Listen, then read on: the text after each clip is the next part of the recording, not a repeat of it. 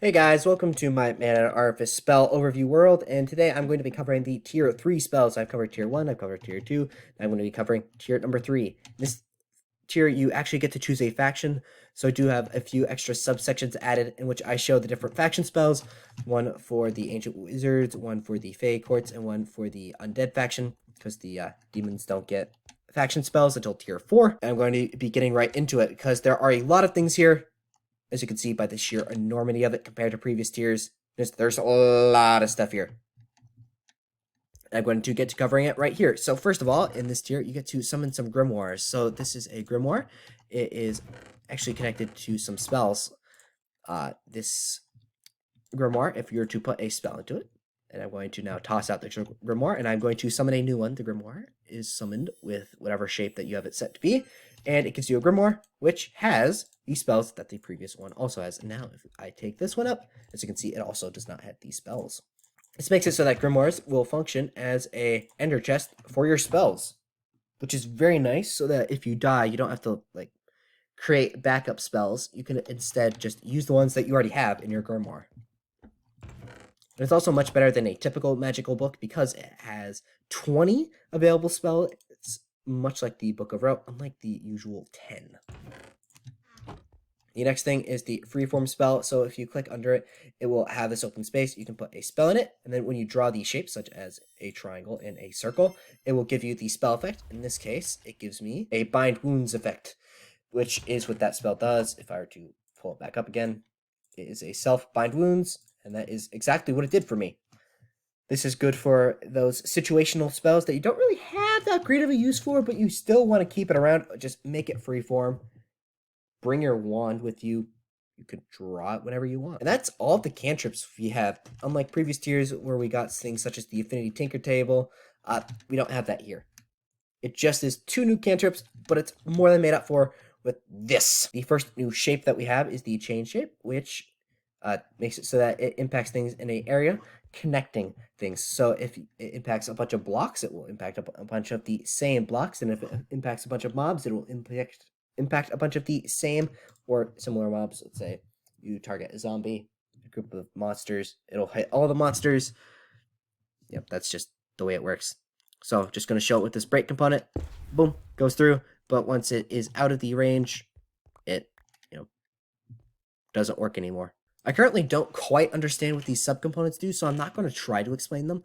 But from what I'm aware, this radius component will make it so that it can be a wider area, and the range will make it so that you can target it from a further area away. So if I were to go all the way out here, it still works, whereas before it would not be. And magnitude would increase the effect according to logic. And it actually is quite notable. So if we were to go from that end, we can't hit that end. If we were to go similarly from that end, we want to be able to get that end. But if we're going in the middle, we actually get the entire thing cleared out. So in some cases, the chain component is kind of better to go from the middle and then you work your way out instead of starting at the edges. However, this does work quite nice as an ore miner. It's kind of a weird component, but you could probably make it work. Emanation. This is one where I'm going to want to get away from this. So the emanation component, I'm going to set it as fire damage. It creates an area. Let's see. Here we go. It is going to emanate an area around myself as long as the duration is. So if the duration were to be, say, 20 seconds, not 10 seconds, it will now last for up to 10 seconds, where it just creates an area effect around yourself in which whatever your component is, in this case, fire damage, occurs. So if we were to have a bunch of husks in that area, they would die because I would be emanating damage. For the break spell, this is extremely laggy, but it also gets you a ridiculous amount of progress made. But personally, my computer struggles a lot loading it just because there's so much going on there. Either way, sigil is another component that we are going to be covering, and what it does is it creates a little thing here, and I'm going to actually set this to be a status effect. I'm going to have it be a slow thing. So when you step on the sigil, it gives you the effect. That would have set me on fire if I were in survival mode. It's just a pretty clean and simple, but as you can see, you can set a bunch of sigils based on the cooldown, But as you can see, it can be Atmos 4. I trigger this one. Now I can put down a new one. And it also just... It's kind of weird. I'm not a huge fan of sigils either. But, you know, you could also probably make them work. Smite is interesting. So what it does is that it will summon a projectile from the sky, just smite the thing. Yeah, this is just a pretty big area effect. If somebody's chasing you, you could just smite behind you. I'd say that that's the most useful thing for it. It also could be used to impact pretty big areas at relatively low cost because it already has a pretty big area baked in. So there are definitely quite a few uses for the smite component. Now, summoning. This is weird. So in order to use the summon component properly, you're going to have to craft a crystal phylactery. And I'm going to just set this here. So we have a summon. And it says that I would need a crystal phylactery in my other hand to cast a spell. So if I were to take a empty crystal phylactery in my other hand, as you can see, it says that I need a filled crystal phylactery. In order to fill up these crystal phylacteries, you have to have a husk, as an example, killed while you're holding this crystal phylactery. And as you can see, this is now a filled crystal phylactery because I'm in creative mode. My life is easy that way. Otherwise, this would be filled with Essence of Husk 1 out of 50. So you have to kill 50 of them to be able to use the summon component properly. And now, as you can see, so I have a Essence of Husk or Essence of Wither Skeleton in my offhand, and I have my summon fire damage spell. And as you can see, he got hurt when I summoned him. Why? That is because for summon, whatever your component is, it will impact the thing that you summoned. So I typically start with something a little more harmless like Activate. And then when you get to later tiers in which you can actually give them good effects, I then apply those. So as you guys can see, these guys have a timer on them. It's a default of 30 seconds. You can increase it or decrease it with the duration component. And as you can see, they die when the time runs out. And if you're to summon more than 2, the extra one dies. Yeah, summon's very interesting. I personally like it reasonably, but it's a little bit too hard to, because there are so many stipulations. You have to have a book in one hand. Well, not the book, the husks. Sorry, the phylacteries in one hand, and then the spell itself active in another, when you could just shoot fireballs. However, if you're playing a summoner, that is viable. The wall component is a bit like Emanation, except it's a little bit more focused. So I'm going to have a wall of fire damage. I'm going to go out here, and as you can see, we have a wall of fire. And if you were to pay attention to the exact dimensions, that is a 3x2 wall. It is 2 blocks tall and 3 blocks wide. Maybe you could get a better visualization of it there. But yeah, you can increase those, and you can also increase how far away you can place it. So I can now put it at a little bit further. Let's see. Yeah, there we go. Just interesting. Wall is very interesting. I don't think that I personally have been able to tap the potential of it, but it is very possible that wall could be very strong, especially in enclosed areas like this. Just like, you now have a wall between you and the other guy, and they will have to walk through it and take a bunch of damage in order to get to you. So we are now moving on to the components. So these are the different spell shapes. So these are how you apply the spells, and these are what the spells do. So an example in this case would be fire damage as a component. So if this were to hurt somebody, such as myself, if I were not in creative mode, it would set me on fire. And I generally classify these shapes into internal, which would be self, and external, which is things such as projectile. So I'm going to be using these two as my main ones. However, some of them will require me to use touch or something similar to demonstrate the component. So the blind effect, I don't really need to demonstrate this. This does the blindness effect, which makes it so that you can't see very far. Useful in multiplayer. If you're in a jam and you want somebody to not see you throw an ender pearl, you also could blind mobs, and it says that it reduces their accuracy. The blink component is something I really like. This is another internal component, and what it does is that it teleports you the distance on the thing. So this, in this case, it could only teleport me 5 blocks, but you can crank that up, and I'm now going 16 blocks and it can go through walls. Very, very strong. Next we have Grow. This is one where I'm going to have to use Touch. And this one is the first component in which we actually are going to have some slight faction abilities involved here. So what the Grow component does is that if I were to have a plant here we go. We have our little wheat seed here, and I'm going to use the Grow component to make it grow up. As you can see, it's now fully grown. Yay! And because I'm in creative mode, I wasn't told that I need to have components. So the Grow component, under normal circumstances, will need to have some bone meal as a component. So this is just fancy application of bone meal. But if you're a part of the Fae faction, you don't need that. So you can have infinite plants now. Next, we have the levitation effect, which also is impacted by being part of the Fae courts.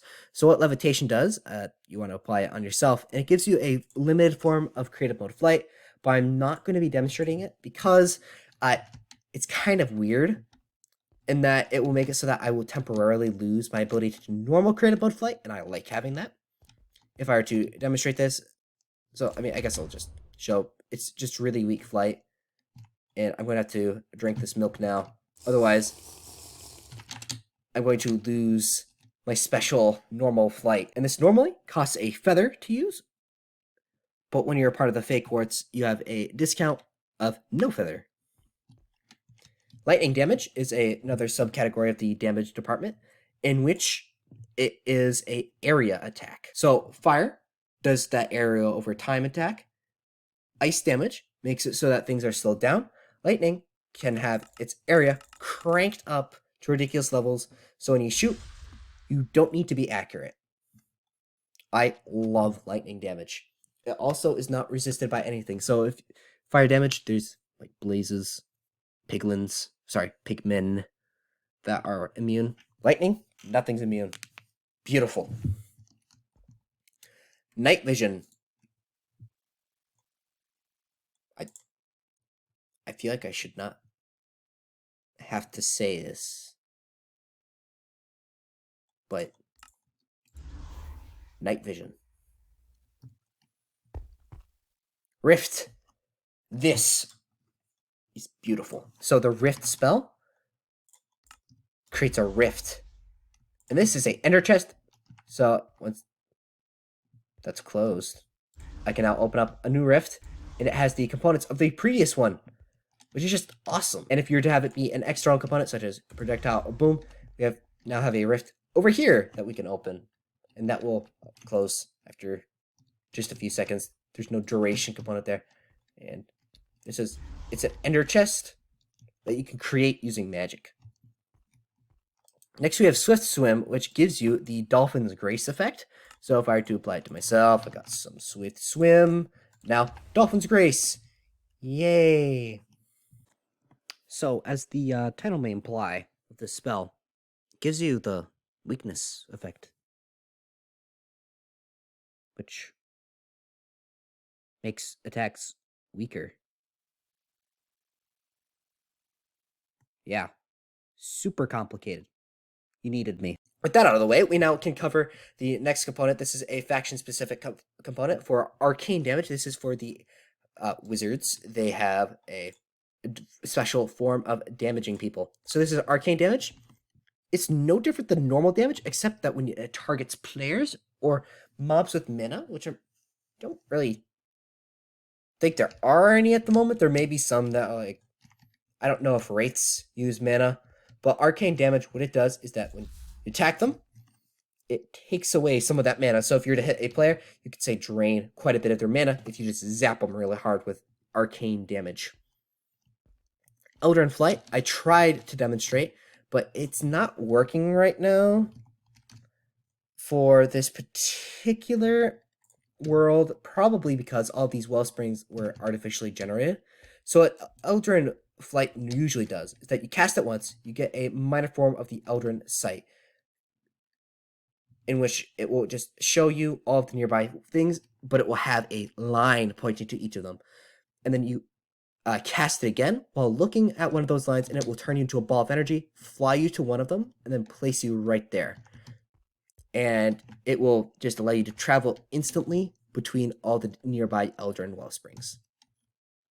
But once more, I can't really demonstrate that because these are not naturally generated Eldritch well springs. At least I think. Recall is another transportation spell. This is the Book of Marks in case you need to store more, runes of marking for any reason, such as using this spell.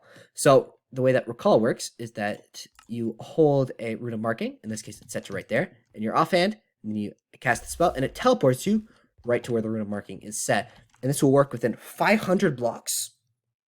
So you can go ridiculously far using this spell. And what that Book of Marking is that it allows you to store your runes of marking. Now, you see, I can put that in the offhand, and boom, I teleported using magic. Wow. This is great for base transportation. Highly recommend you use it. Next, we have Shield. Honestly, I kind of see how this translates into being a shield. It just gives you the resistance effect, which the picture is a shield, but I expected something slightly more cool. You could have just called it resistance, and then I wouldn't have had to explain it. Mithron, please. Please. Either way. Next we have our Fae Faction specific ones. While they do have special abilities for the Grow and Levitate components, this is only for them instead of just special rules. Briarthorn Barrier. This is one where I'm going to have to switch into survival mode to demonstrate. What it does is that it gives you this Briarthorn Barrier effect, which if I were to switch to survival mode, it gives me a little bit of armor, which is nice. So this means that if at later tiers, when you get your faction armor, you have almost equivalent to full diamond in protection. As you can see, now that the time's gone off, the component is faded. But now that it's back up, I have that. And it says that I'm pretty sure that if people attack you, they get slowed down. And it says that it should theoretically give immunity to sweetberry bushes. I have not seen that. So, false advertising. Continuing on, we now have the Confused component, which I'm going to explain instead of actually demonstrating, because this one's kind of annoying to demonstrate. So we have these husks, and they are friends. But if I were to confuse one of them, there's a chance that they may decide to attack each other. However, just as, why would you spend the time confusing them instead of just, pull out the sword, stab them, and now you don't have to deal with the husk, at all. Decoy is along a similar line of thought, so this one could be set as internal or external components. If you affect it at yourself, it creates a decoy right at your feet, but alternatively, it'll just create a little guy that runs away. Wow! That'll distract so many monsters, and they'll kill them instead of you. However, moving on to the Undead Factions spells, they have Mind Vision as one of these, which this is a external component, so bear with me as I find it. So Mind Vision is weird. So you have our guy casting Mind Vision on him, and boom. I see through his face. It's kind of ugly, but if I were to double jump, it ends the effect early. Under normal circumstances, it lasts however long the duration is. So in this case, it would have lasted 30 seconds of me seeing through his eyes. This is more useful if you have something that you can control. However, Mind Vision, it certainly has potential for being able to scout stuff out. Next, we have Summon Skeletal Horse. This could be applied as internal or external. It'll act just like Rift. So we have the Skeletal Horse, and it will summon a little horsey boy. And it's a really good horse. It has these little slow falling effect, and if it were to be applied as external, it just summons it wherever the component lands. And similarly, you can only have 2 horses active at a time. And if you pay attention, there actually are stat differences between the horse. I'm kidding. They're exactly the same thing. Either way, continuing on, we have new modifiers in this tier, which can't really show here. We have the duration component, so we can impact how long a horse stands around. So this horse is now going to last for 5 minutes instead of 2. It also has a viable application for the fire damage spell, in which you hurt people for 10 seconds instead of just 3. We have the lesser magnitude. For all of those random potion effects we have, such as the blind spell, well, That one doesn't have multiple layers. But if we were to, say, take the poison spell from tier 2, we can now make it a higher level of poison, affecting ourselves, I guess, here. Wow, we now are being affected by poison 3. How wonderful. They're actually... Poison is kind of underrated, but I'll explain why in tier 4. It has a very strong use. However, radius is now the last modifier that we have. Now we just increase the area that it affects. Best shown with the fire damage component, which, you know, it's that instead of just one block. Pretty big difference. Either way, I hope you guys enjoyed this video. I'm trying to get back to the YouTube groove after taking a break over the winter time. So I hope that this makes sense to you guys. It's kind of a little jarring for me to have to get back into the mindset of, oh, I have to actually be concise again. But if you guys enjoyed this video, feel free to leave a like to show appreciation. Comments are definitely appreciated. I like knowing which things have been shown better. If I got something like really wrong here, if you were to leave it in a comment, I will try to pin it. Or if I've made so many egregious errors that I can't pin all of them in, like, at once, I will instead like have my own comment be pinned, summarizing which corrections are needed. But I'm pretty sure that won't be like super needed. There may be a few minor mistakes, but I'm pretty sure I've got the gist of these spells. Either way, I hope you guys enjoyed this video.